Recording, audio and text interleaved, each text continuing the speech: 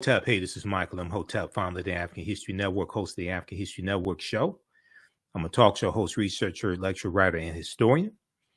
And we want to say Happy New Year to everybody. Happy holidays. And a lot of people have been asking how can they advertise with the African History Network. And we just brought on a few new advertisers. So I want to let you know how you can start 2022 off right and advertise your African American owned business with the African History Network. Okay. So we reach thousands of people on a daily basis, and you can advertise on my show when we rebroadcast the African History Network show on our social media platforms. But we're also on 10 different audio podcast platforms as well. Okay. Everything from iHeartRadio to FM Player, TuneIn, Castbox, Stitcher, Blog Talk Radio. So our current promotion right now for a very limited time only is buy 1 month, get 2 months free. Buy 1 month, get 2 months free.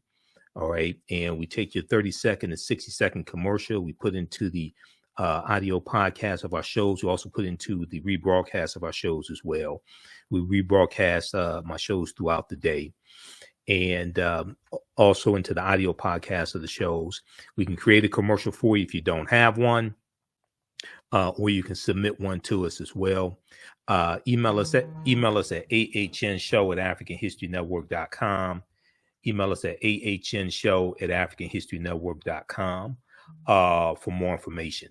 And we have a deep, rich history in cooperative economics as well. We're going to talk about that some also.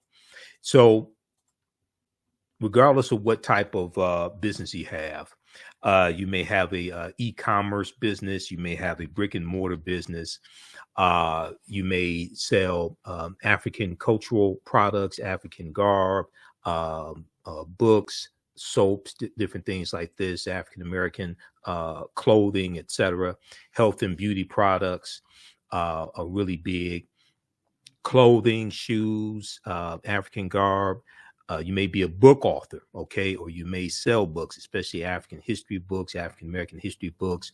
It could be African American books that are fiction, but something that's really big are books for children, positive books for children that show positive images of African Americans. You may have a educational business. You may do homeschooling or produce curriculums or courses or teach financial literacy, things like this. Okay. So you want to advertise with the African History Network. Email us at ahnshow@africanhistorynetwork.com, ahnshow@africanhistorynetwork.com. And we'll let you know how you can advertise with the African History Network. Our current promotion is buy 1 month, get 2 months free. Buy 1 month, get 2 months free. Also, African American business owners, post the name of your business here on the thread of the broadcast as well. Okay. So we have a deep, rich history of cooperative economics. All right. And we know that the fourth principle of Kwanzaa is Ujamaa, which means cooperative economics. But a lot of people don't know the history that African Americans have dealing with the co-ops and cooperative economics. There's a good book from Dr. Jessica Gordon Nimhard, Collective Courage, that deals with the history, a deep, rich history that we have with co-ops. And Collective Courage, a history of African American cooperative economic thought and practice. Okay. And I interviewed her back in 2014. And there's also a good article from AtlantaBlackStar.com that talks about this. So we're going to deal with a little bit of the history of African Americans engaged in cooperative economics as well. Now, the Black cooperative movement has always been parallel to the Black liberation movements and civil rights movements. We've mostly heard about the political side of the movement, but you can't name a major Black political leader that did not point to cooperatives as a path to freedom. Whether you're talking about Dr. King, Malcolm X, Dr. W.B. Du Bois, Booker T. Washington, we know the Colored Merchants Association, which we'll talk about in a minute, comes out of the National Negro Business League. Okay.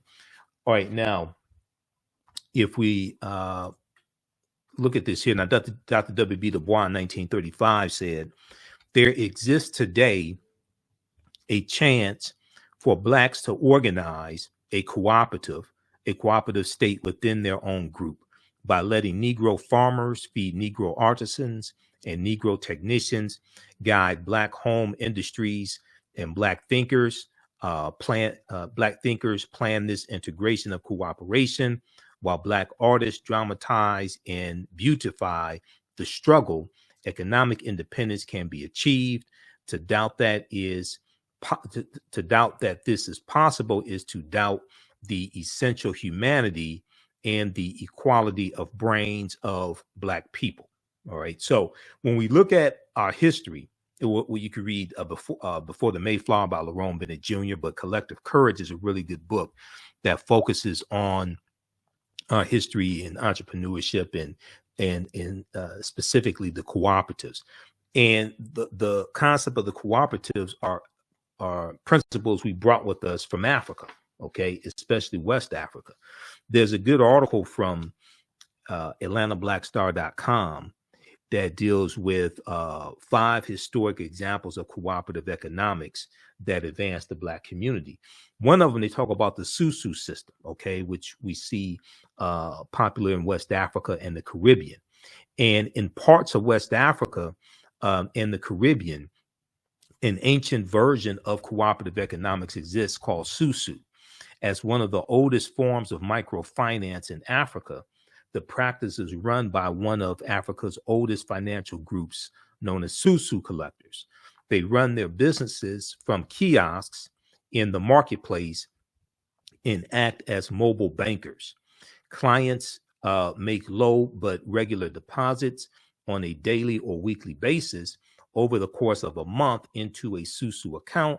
At the end of this period, the Susu collector returns the accumulated savings to the client, but keeps one day's savings as commission. Now, Susu collectors may also provide advances to their clients or rotate the accumulated deposits of a group between individual members. Today, Susu collectors provide many West Africans who would otherwise be denied credit with access to money they need to start up small venture projects that in many cases benefit the community as a whole. In the United States, Black immigrants from the Caribbean have enjoyed one of the highest economic growth rates using a form of the Susu and leveraging this practice to establish successful credit unions. And a credit union is one of the most well-known forms of a co-op, because with the credit unions, the people who have accounts with the credit unions are also owners. They're part owners of it as well. All right.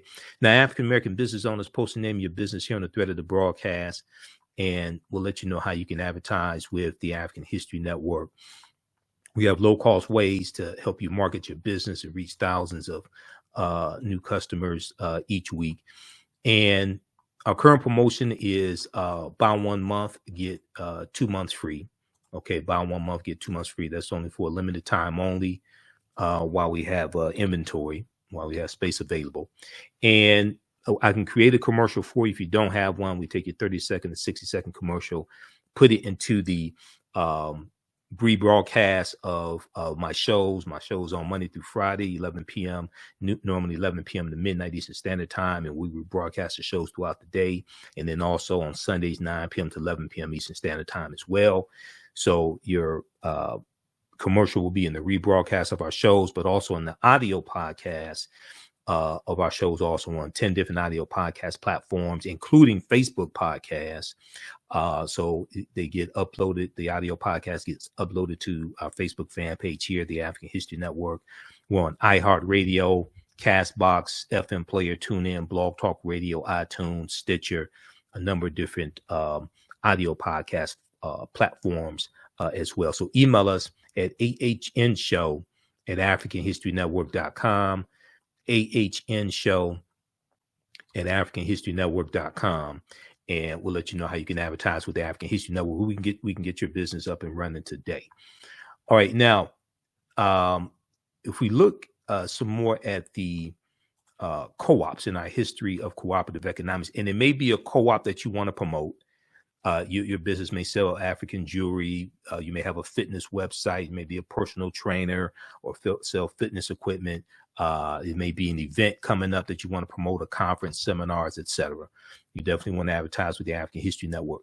But when we look at some more at our history with cooperative economics, one of the early co-ops was the Free African Society. The Free African Society, founded in 1787 by Richard Allen and Absalom Jones.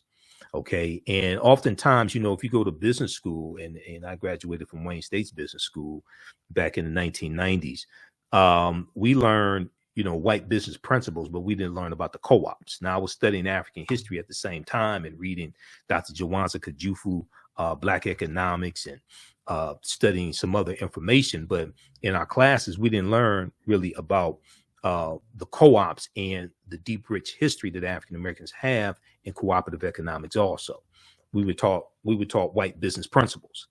Now, in 1787, Richard Allen and Absalom Jones, who were prominent African American ministers in Philadelphia, Pennsylvania, formed the Free African Society. Now, this is 1787, and we're using the term African.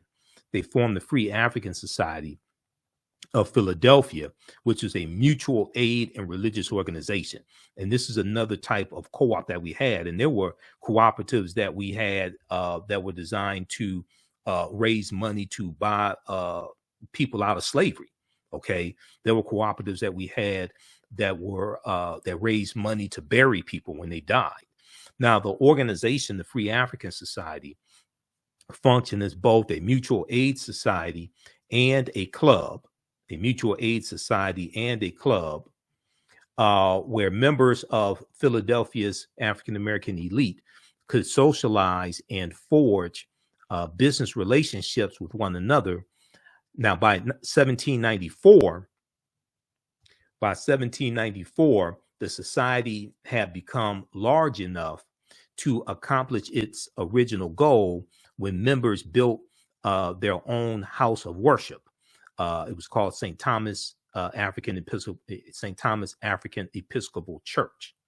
Now, in addition to the church providing assistance to the sick and widowed, and the Free African Society providing assistance to the sick and widowed and orphaned members of Philadelphia's African American community, the Free African Society also extended its help to the city at large. The society's most famous contribution to the city of Philadelphia was the help members provided during the yellow fever epidemic in 1793, which killed thousands of Philadelphians. Now, blackpast.org has some really good information there dealing with the Free African Society. Okay. And this is one of the institutions that we put in place to help empower African Americans and help fight against white supremacy and racism. So we have a deep, rich history of this and leveraging our economics to push our agendas and even push political agendas also. All right. Now, another example of co-ops that we had. Now, this is the Colored Merchants Association. This is this is one of my favorite ones because this came out of the Negro Business League, the National Negro Business League, the Colored Merchants Association. And this was, you see Booker T. Washington there in the middle, in the front row. And this was designed to help African American grocery store owners better compete against the white chain stores, the Kresge's and A&P's, Woolworth, things like this. Okay. So in 1928, the National Negro Business League of Montgomery, Alabama, established the Colored Merchants Association, the CMA, the Colored Merchants Association, which was a cooperative organization of African American grocery stores. And one of the most popular types of businesses that we owned back at this time, late 1880s, 1890s, early 1900s, were grocery stores, but then also funeral homes and life insurance companies. Okay, because you have to eat, you're gonna die, and you're going to need some life insurance, burial insurance, etc. Okay, so this, or the Colored Merchants Association, which is really not talked about a lot, came out of the National Negro Business League, which was founded by Booker T. Washington in 1900. And so the National Negro Business League established the Colored Merchants Association, the CMA, which was a cooperative organization of African American grocery stores. The purpose of the organization was to reduce the operating costs of Black retailers through mutual support. Reduce the operating costs of Black retailers through mutual support, cooperative buying, and collective marketing. So being able to buy in larger quantities, get economies of scale, get a lower price, pull resources together, have collective marketing so they can get better rates when they market in newspapers or different things like this. Okay. And this was designed to help these African-American grocery stores better compete against the larger white-owned chain stores. And this was taking place in a harsh market dominated by white-owned chain stores. The Colored Merchants Association model, the Colored Merchant Association's model, was markedly successful. Associated stores reported increases in business and profits. Now, the association spread to nearly 18 cities, including Chicago, Philadelphia, Nashville, Dallas, and New York. The Colored Merchants Association built its national headquarters in New York City in October 1929. Chapters were organized in cities with 10 or more stores. Now, the members of the Colored Merchants Association paid $5 per month per store and were required to meet designated standards. By 1930, 253 stores were part of the CMA network. So these are African-American owned grocery stores that are in this organization designed to help them to better compete. Okay. Now, if you all are, one, African-American business owners, post the name of your business here on the thread of the broadcast. Two, if you're a member of a cooperative, especially a food co-op. Now, here in the Detroit area, we have Black Food Security Network. Okay. But if you're a member of a co-op, especially a food co-op or something like that, or a co-op, cooperative grocery store, post the name of that as well. All right, let's continue here. So members of the Colored Merchants Association receive support services from the association, such as intensive training in merchandising techniques, sales training, advertising, and management resources, such as market analysis, inventory, and bookkeeping systems, and collection and credit procedures.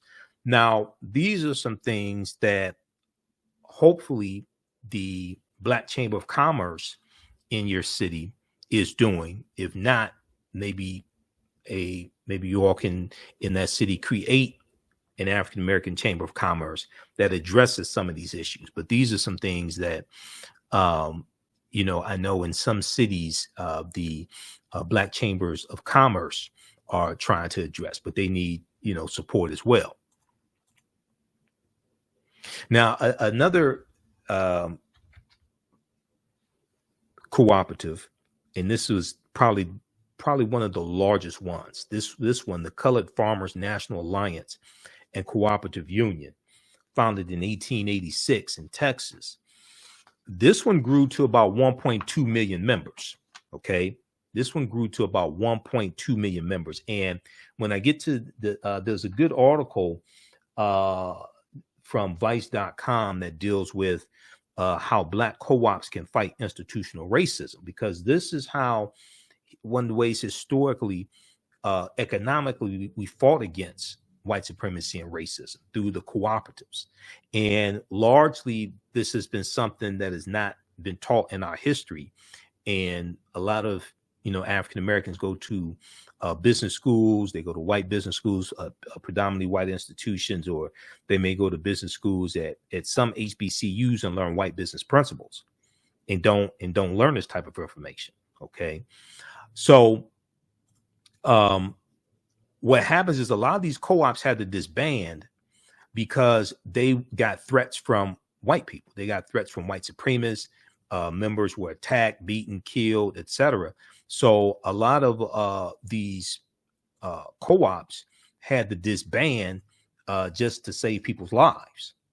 Okay. Now, the Colored Farmers National Alliance and Cooperative Union, the CFACU, was founded in 1886 and in Texas. Now, despite the fact that both African American and white farmers faced great difficulties, due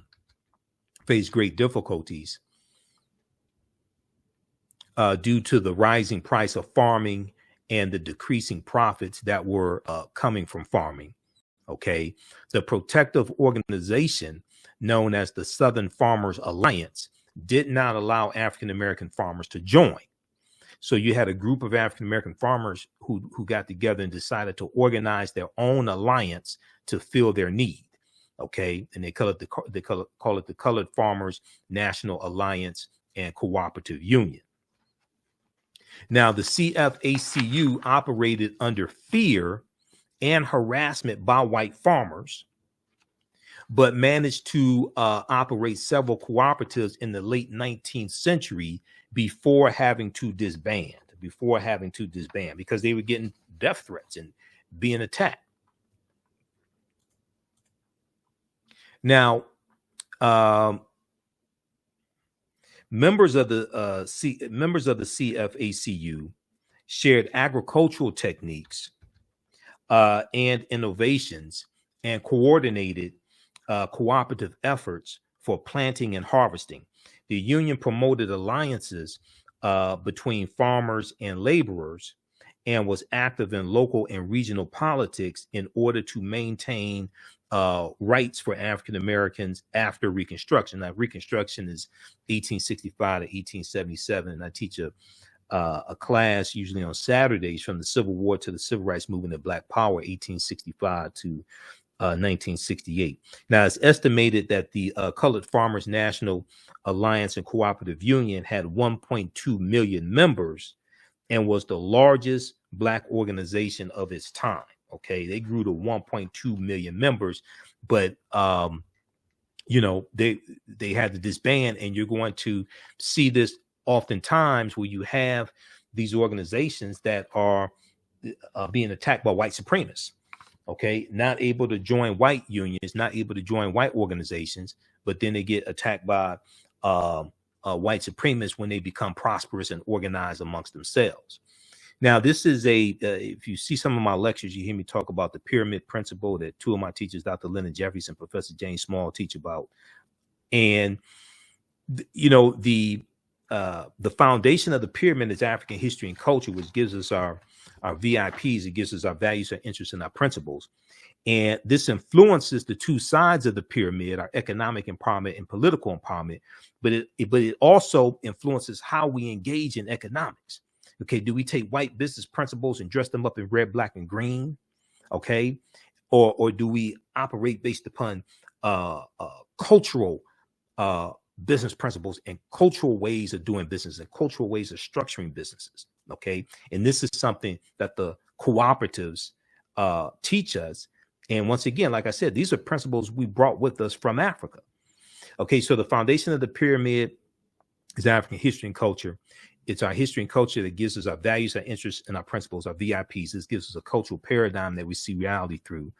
And one side of the pyramid is our economic empowerment. The other side is the political empowerment.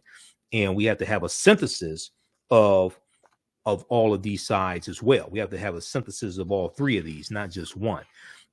And when we look at all the great African civilizations that many people like to talk about, whether we talk about ancient Kemet, ancient Egypt, whether we talk about Nubia, Ta-Nehisi, Abyssinia, Songhai, Mali, Songhai, Great Zimbabwe, Ghana, things like this. When you study those societies, they have some type of economic system. Okay, they're going to have some type of bartering, some type of trade, some type of monetary system. They're going to have some type of marketplace also. Okay, they're going to have some type of bartering system, some type of monetary system, whether it's gold, whether it's salt, some type of medium of exchange. They're going to have some type of marketplace as well. Okay. So when we look at all these different great African civilizations, so this is in our history. Okay. Now, if we, and those who just joining us, I'm Michael Imhotep, host of the African History Network show, founder of the African History Network. African American business owners, post name your business here in the thread of the broadcast, and email us at ahnshow@africanhistorynetwork.com. We'll let you know how you can advertise with the African History Network. Our current promotion right now is buy 1 month, get 2 months free. Buy 1 month, get 2 months free is our current promotion for limited time only while we have inventory. Email us at ahnshow@africanhistorynetwork.com. ahnshow@africanhistorynetwork.com. We'll let you know how you can advertise with the African History Network. We take your 30-second to 60-second commercial, put it into the rebroadcast of my daily show. And then it's also in the audio podcast version of my shows. So we're on 10 different audio podcast platforms: iTunes, iHeartRadio, FM Player, Stitcher, Castbox, FM Podcasts. And we reach thousands of people with each episode. Okay. So email us at ahnshow@africanhistorynetwork.com. We can get you up and running today. Now, I want to go back to this here. So we have the Colored Farmers Union, and there's a good article from Vice.com that deals with some more of this information. And this article is from 2016, August 9th, 2016. I want to focus in on page 6 of this article. You can read the entire article. It's called How Black Co-ops Can Fight Institutional Racism. And it's an interview with Dr. Jessica Gordon-Nembhard, who wrote the book Collective Courage. Okay. And she's an expert on cooperative economics, about the ways that African Americans can join together through a capitalistic enterprise and create social change. It's a really good article from Vice.com. Now, there are other articles, interviews with her as well. News1.com has a good one also from a few years ago. But if I want to go to page 6 here specifically. Here's a picture of Dr. Jessica Gordon-Nembhard, but I want to focus in on page 6 that starts with how do co-ops function in a capitalistic system? Here's the cover of a book that I just showed you. Her book is fantastic. Like I said, this type of information, I learned this in business school. In business school, we were taught white business principles. This is her book once again. And I interviewed her back about 2014. She was speaking here in Detroit. So I interviewed her and got her book and read articles about her. And I was blown away by the information, because in my research dealing with African history and African American history, that's how I really learned about the co-ops, but not so much so in business school. Now, and let me see, I'm going to blow this up here. So how do co-ops function in a capitalistic system? Okay, this is the question she was asked. And when, you know, in school, we're taught basically white capitalism, but we're not taught about how the ways that African Americans historically fought against that, and how a lot of our businesses were either structured as co-ops or belonged to co-ops. So she said, we have examples all over the world, and sometimes how that looks is it's a small enterprise that allows smaller individuals to compete. It's a small enterprise that allows smaller individuals to compete. She said, take a group like Land of Lakes, which is one of our largest agricultural corporations. She said it is actually a cooperative of dairy farmers that all own Land of Lakes together equally. And Land of Lakes buys its milk and products, all the dairy and Land of Lakes buys its milk and produces all the dairy products. So the co-op has factories, does all the production, does all the manufacturing, handles the business side, that frees the farmers up to do their dairy farming, knowing that they have a market. okay, that frees the farmers up to do their dairy farming, knowing that they have a market. And when you look at the co-ops, especially from an African American perspective, you see them implementing Ujima, the third principle of Kwanzaa, the third principle of the Nguzo Saba, collective working responsibility. Now, individually, they wouldn't be able to afford a production plant or afford all of the advertising individually, but owning it all together, the individual farmers can now afford to compete. All right. So she was asked, what role has cooperative economics played in Black communities in the U.S.? Okay, Dr. Jessica Gordon Nemhard said African Americans have engaged in some form of collective economics throughout our entire history in America. And you look at the Free African Society, there are numerous examples of this. Okay, oftentimes we're not taught to focus on that and like connect all of this together. Okay, but there are numerous examples of this. Now, she says sometimes it was tilling kitchen gardens on Sundays when we were not working as enslaved people and sharing the produce. Sometimes it was putting in dues to bury loved ones. Okay, because and you're going to have the mutual aid societies and the benevolent societies that are going to raise money to bury African Americans who have died and they didn't have life insurance, things like this. Now, by the 1700s, 1800s, we had more formalized systems of collective economics that were more enterprise driven, like insurance companies and collective farming.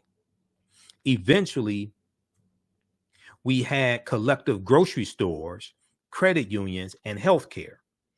Europeans eventually recognized the model around 1844, and it formally came to the U.S. It formally came to the U.S. African Americans then started forming official co-ops in the 1860s and 1870s. By the 1880s, labor unions were actually helping workers to start their own co-ops, and African Americans were involved in that too. And we know that labor unions are going to become really big after slavery ends, like the National Labor Union founded in 1866, American Federation of Labor founded in the 1870s, right around 1875. And a lot of these labor unions that white people are founding are designed to lock African Americans out of the skilled trades, because there are at least 262 skills, trades, and crafts that we had in this country from 1619 to 1865. Okay, so as long as we were doing those jobs for free, it was okay. But after slavery ends, now we can compete for these jobs, and this is something that the Freedmen's Bureau, the U.S. Freedmen of Refugees, the U.S. Bureau of Freedmen, Refugees, and Abandoned Lands, the Freedmen's Bureau. One of the things that the Freedmen's Bureau was doing was helping African Americans negotiate labor contracts, okay, after slavery ends. So it becomes a problem because our skill set was as good as many white men, in many cases better, okay, because we would have had a monopoly on the skilled trades during slavery. Okay, now that we can compete for wages, now it's a problem. Now, by the 1880s, labor unions were actually helping workers to start their own co-ops, and African Americans were involved in that too. And we know that the Industrial Revolution that starts in the 1790s in Manchester, England, we know the Industrial Revolution is going to cause the need for organized labor. Okay, and these are the labor unions also that were fighting for better working conditions for white people, especially white people working in the factories, because the factories were unsanitary. They didn't have the 8-day, they didn't have the 5-day work week. They didn't have the 8-hour work day. You didn't have child labor laws, things like this. Okay, so this is something that the labor unions are going to, and the whole labor movement is going to help fight for. Now, she was asked a question, did co-ops play a role in the civil rights movement? Did cooperatives play a role in the civil rights movement? Okay. She said it was what I call a silent partner to the movement. This was done by African Americans partly to survive outside of U.S. capitalism, which was so exploitative.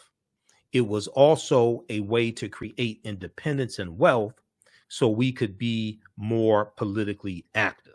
All right. So you're going to see it play a part there as well. So read the rest of this article here from vice.com.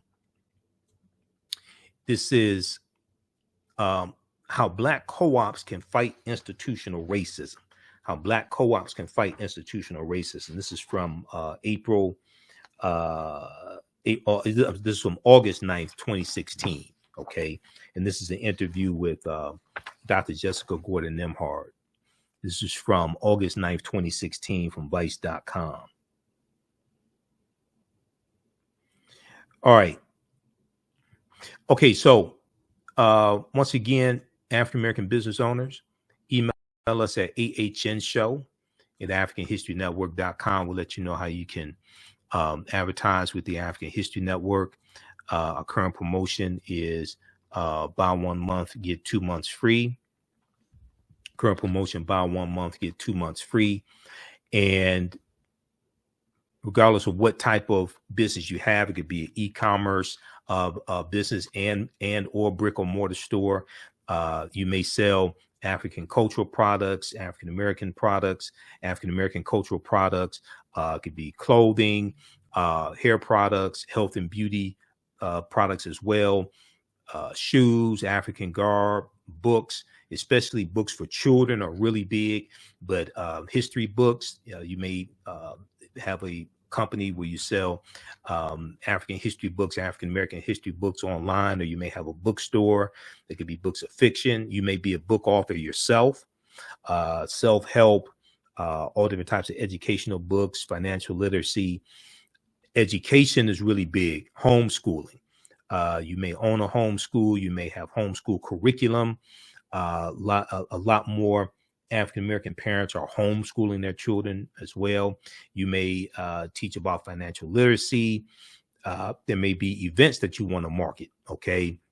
Whether events for Dr. King Day, African-American History Month, Juneteenth, Women's History Month, etc., conferences, seminars.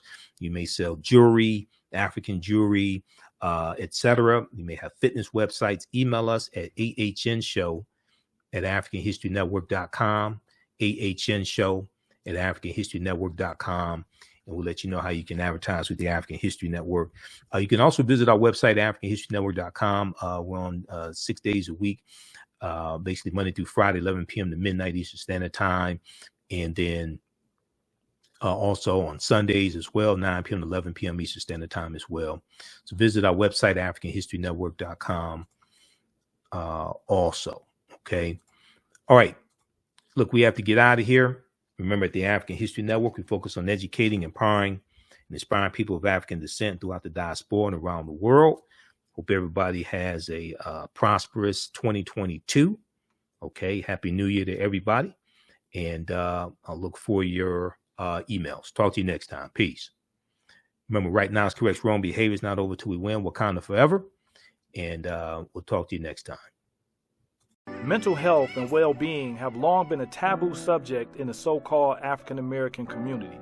So I enlisted the help of mental health experts, thought leaders, and activists to help kill the ghost of Willie Lynch and heal from post-traumatic slave syndrome. We experience trauma a lot of times on a subconscious level. So sometimes something happens to us and we know that it's traumatizing, but we don't really recognize the extent of the trauma. Kwanzaa is coming, and the KwanzaaShop.com has all of your Kwanzaa needs.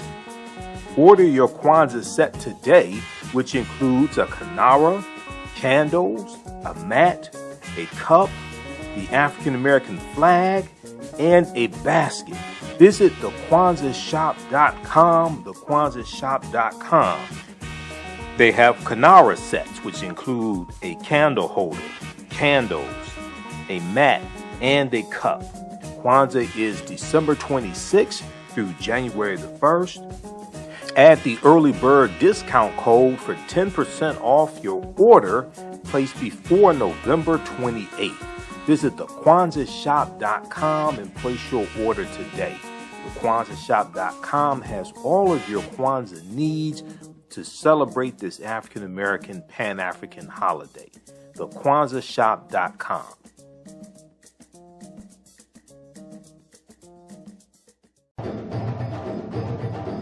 Soul in Motion, celebrating 38 years in the arts. This energetic ensemble of dancers and drummers was started by percussionist Michael Friend and is led by choreographer Associate Director Pam Lassiter. Based in the Washington, D.C. area, Soul in Motion is now accepting bookings for Black History Month, Juneteenth, and summer festivals in 2022. Soul in Motion is also available for more intimate events like naming ceremonies and weddings. To find out more or to book your date, call 240-452-1349 or send an email to info@soulinmotion.org. Be sure to check us out on Facebook, Instagram, and YouTube. Soul in Motion, celebrating our history, our culture, our future. Soul in Motion. Theater, African dance, and drumming since 1984.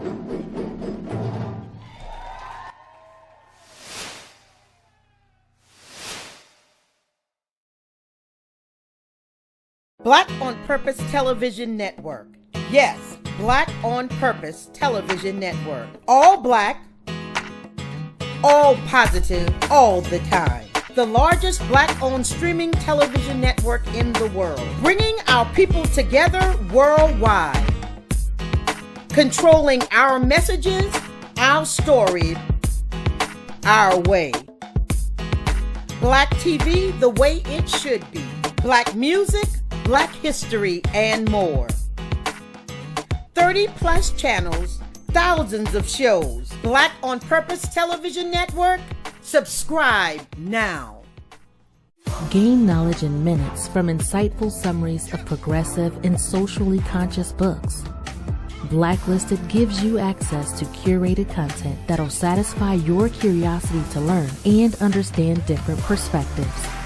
Empower yourself through inspirational and actionable ideas. It's easy to read or listen to on the go. Blacklisted. Empower yourself. Start your free trial today.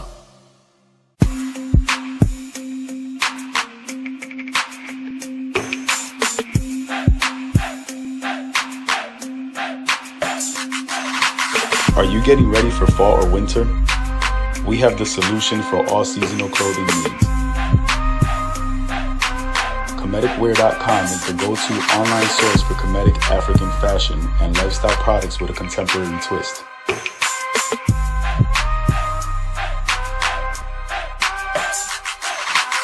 We're committed to offering unique styles reflecting our African heritage.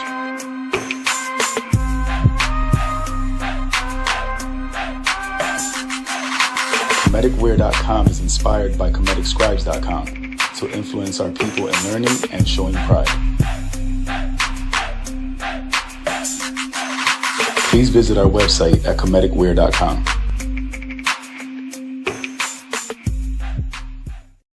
We all know the cannabis industry is headed toward an uprise in the past decade. What happens when there is a brand that brings this uprise in a blow? The cannabis industry welcomes her uprise. Hustle her hemp. Delivering excellence with pride is her watchword, and how you choose to embrace it makes it a priority. From cultivating rich cannabis into exquisite and tastefully finished CBD products to delivery, Hustle Her Hemp leaves no stone unturned. Hustle Her Hemp's mission is to empower women of color by building business and creating legacies, uniting beauty, health, and business. We are a pure definition of how we want the CBD industry to become in the future.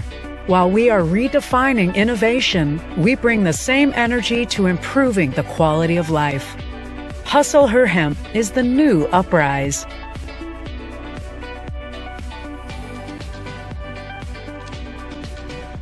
Hi, I'm Joel Wilson, President and CEO of JCW Computer Consulting LLC, a technology implementation firm with over 20 years of satisfying customers. We offer a full spectrum of industry top-tier branded services.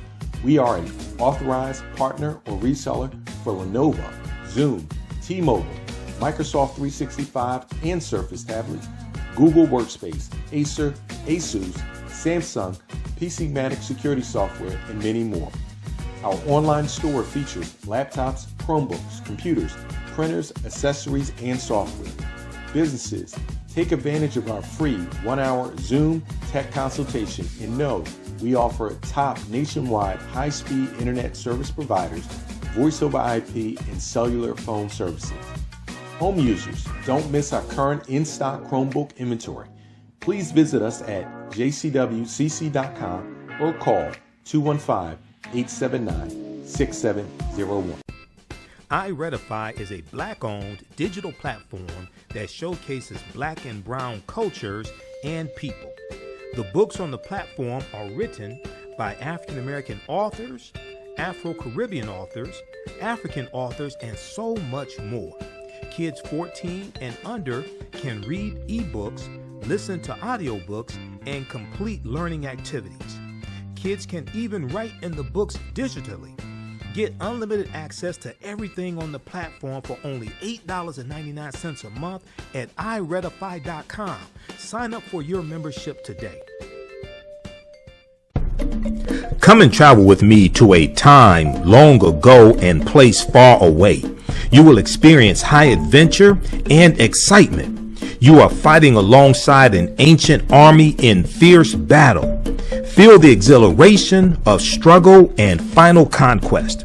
My name is Meninkere, and I am both a prince and a priest in one of the most advanced civilizations humans have ever produced. I want you to ride with me in my chariot as I slay the barbarians who have come to invade my land. I invite you to sit at the conference table with the great Pharaoh Taharka and his ministers as they plan intrigue and use subterfuge to outmaneuver and defeat the enemy. Come back with me to the land of your ancestors, to the beautiful land of Kemet. So open the pages of this book and begin the adventure. Find out what happens in the book Meninkere Battles the Assyrians in the Nile Valley from author Makari Jones. Get your copy today at Amazon.